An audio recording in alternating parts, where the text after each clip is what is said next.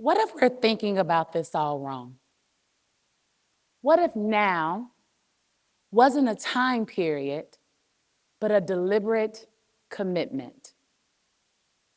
In 1719, the first enslaved Africans were brought to the land that would eventually become Mississippi. By 1823, the Mississippi State Legislature had codified its first slave code. Slave codes were laws that made it illegal for 5 or more enslaved people to gather. And they also required written permission before leaving a plantation, even if it were to go to church. These were the types of laws and practices that stood in our state for nearly 150 years.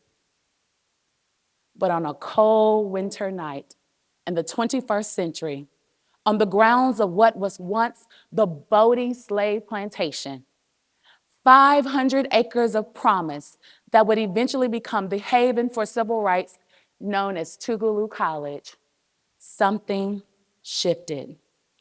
Time recalibrated and a new course was charted. See, there was a time before the Civil War when for every one free Black person in Mississippi, there were 575 enslaved persons. People who came to this land packed in the bows of ships, people who were denied their humanity, their freedom, their cultures, their languages, and yes, even their names. Fast forwarding to present day, more than 3 centuries later, approximately 560 descendants of those same enslaved people gathered on the grand old estate in the historic and sacred Woodworth Chapel. We gathered not in chains, not hiding, but boldly assembled in the name of freedom. The same freedom our ancestors were denied. Tougaloo College has always been more than a campus. It has been a command center for courage and change in this country. In the 1950s, Chaplain William A. Bender led NAACP voter registration efforts on campus during a time where it could have literally cost him his life. In the 1960s, the campus became the training ground where Bob Moses and James Lawson held student nonviolent coordinating committee workshops to prepare the next generation of change agents and freedom fighters. In 1961, a group of courageous college students, dubbed the Tougaloo Nine, staged a set-in at the Jackson Public Library, and they were arrested for daring to read. In 1963, Dr. Martin Luther King Jr. in the same Woodworth Chapel called for the dismantling of segregation when he was just 34 years old. And then, in 1966, a 25-year-old Kwame Ture, whom you all may know as Stokely Carmichael, raised his fist in the same chapel and ignited the Black Power movement. That was a movement that called for racial pride, self-determination, and economic independence at a time when civil rights and civil liberties were still emerging for Black Americans. Tougaloo College was, and still is, the place where history meets the future. The type of history that was not made by people who waited, but by people who acted. And now, in that very same room, 200 years later, a new generation has gathered. Students, organizers, activists, education advocates like Frank Figures, civil rights legacy holders like Rena Evers, movement leaders like the heirs of Baba Chokwe Lumumba, and my great, great, great grandfather, John Booth Booz. All born in different times, but aligned in the same purpose: to continue the fight for freedom. We gather to hear Professor Angela Davis, one of the most profound and prolific freedom fighters of our time. She reminded us that freedom is a constant struggle. Her words echoed that of Coretta Scott King, who taught us that freedom is never really won, but we earn it in every generation. But here's what I want to challenge. We typically define a generation as people born within a 15 to 20-year span and who share similar experiences. But what if we're thinking about it all wrong? What if a generation isn't about when you are born, but when something is born within you? What if now isn't a time period, but a commitment? See, the generation of now isn't defined by age, it's defined by action. Now is a multi-generational collective of individuals committed to systemic and social change in the name of justice, democracy, and freedom. Whether you're 18 or 80, if you refuse to let hate win, then congratulations. You are the generation of now. And we need you. We need you because supremacy survives by telling a lie. A lie that injustice is old. A lie that racism is exaggerated. And a lie that hate only lives in history books. Well, I argue that hate does not disappear. It adapts and it evolves. Chains became policy. Mobs became law enforcement. And silence became complacency. See, what the perpetrators of hate would have you to believe is that this isn't your problem, but it is. Every major fight in this country was won when people refused to be silent. Students sat in before they had titles. Teenagers marched before they could vote. Women demanded suffrage before they could ever cast a ballot. Others organized, they built unions, and demanded recognition before the law ever protected them.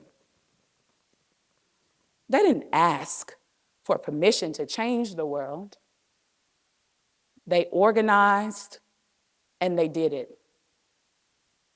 Not without fear, but despite it. They understood the fierce urgency of now. And though today that legacy lives on, the landscape has changed. The fight for justice is now fought with digital organizing and narrative warfare. It's challenged by mutual aid networks and community defense programs, and is fortified through court watching, policy tracking, and litigation.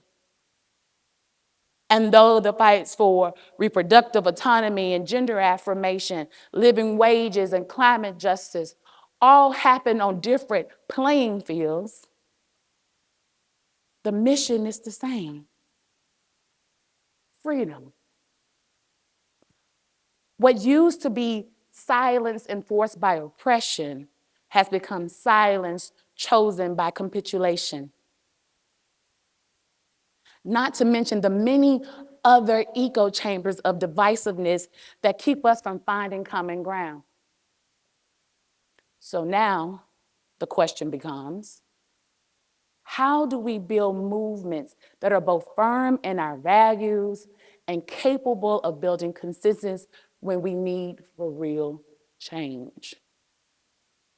How do we have hard conversations across differences without abandoning our principles?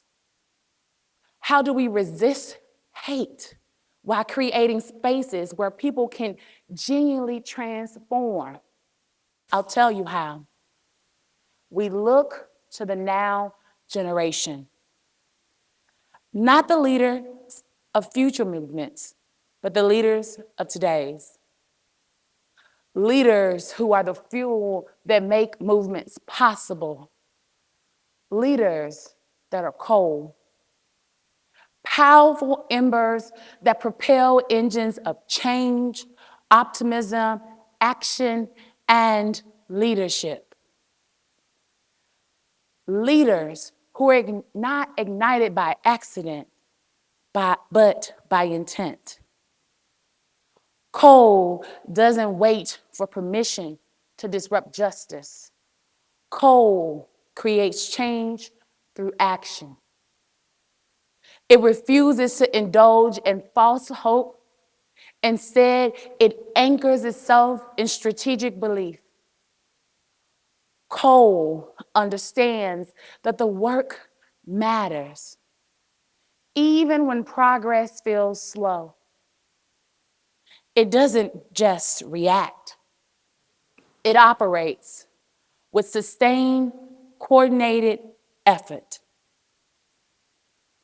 This work isn't about position. It's about purpose. It's about showing up even when it costs us something. Coal.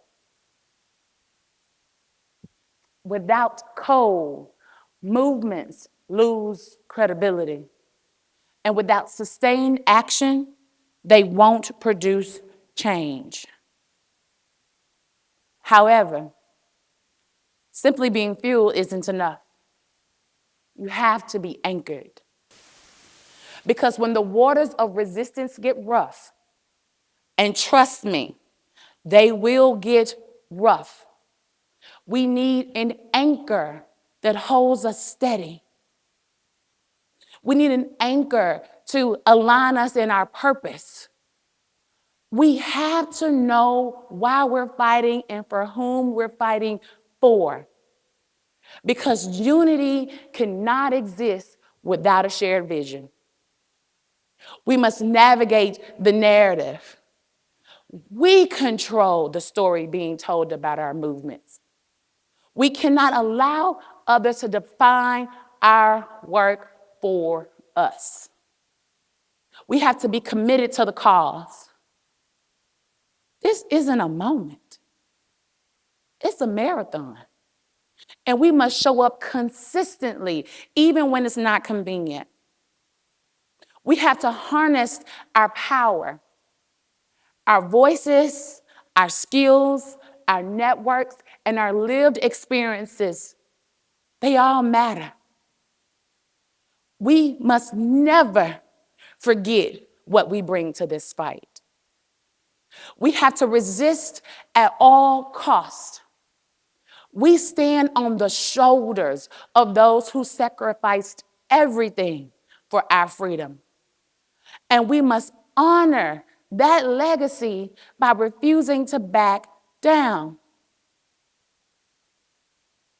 Most importantly, we have to determine the path. We cannot wait for someone to hand us a blueprint. We have a collective responsibility to define how this generation fights. In the words of Dr. Martin Luther King Jr., in the end, we will remember not the words of our enemies, but the silence of our friends. So, if you care about education equity, then you need to show up.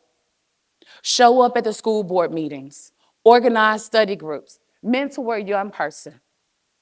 If you care about reproductive rights and gender affirmation, then support local clinics, build mutual aid networks, and learn your rights.